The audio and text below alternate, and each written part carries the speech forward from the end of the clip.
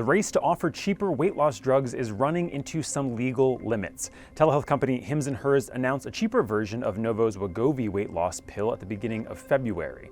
Now, it would cost $49 to start, which is far less than the $149 Novo sells the branded pill for. But it pulled the drug after legal and regulatory risks escalated.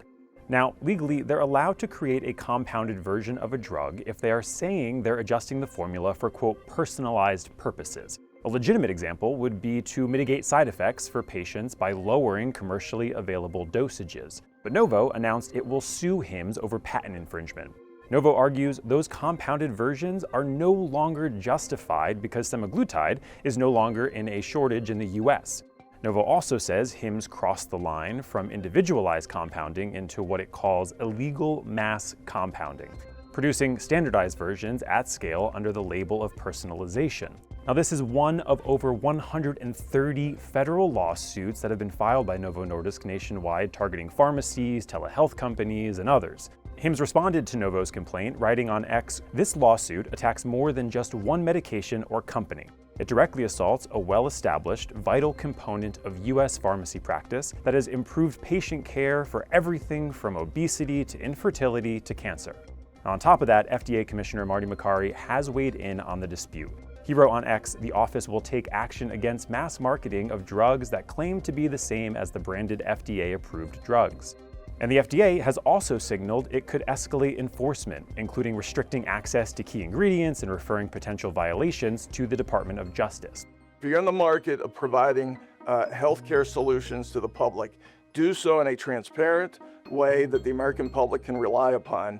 If you don't do that, we're watching and we will make referrals as appropriate.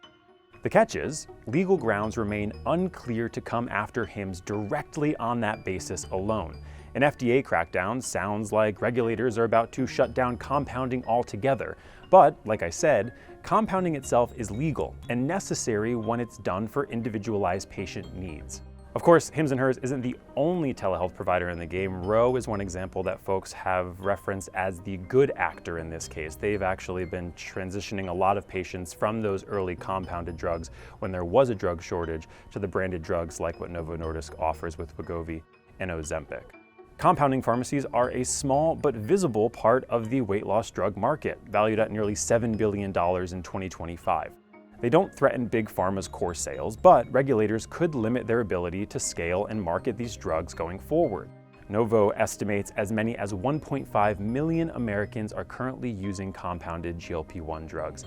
And the FDA's focus then turns to marketing, not compounding.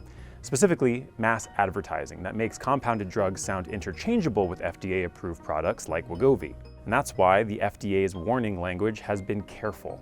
They're signaling enforcement around claims, not automatically around the pharmacies or facilities making these drugs. Now, this puts companies like Hims in a tricky spot. The drug may be compounded at FDA-registered facilities, but aggressive marketing opens the door to regulatory action.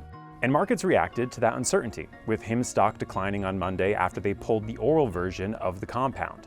These GLP-1 drugs can be big moneymakers considering the demand, but the complicated web of regulations surrounding them may be prohibitive for companies trying to lower the price. And investors, well, they're starting to take notice.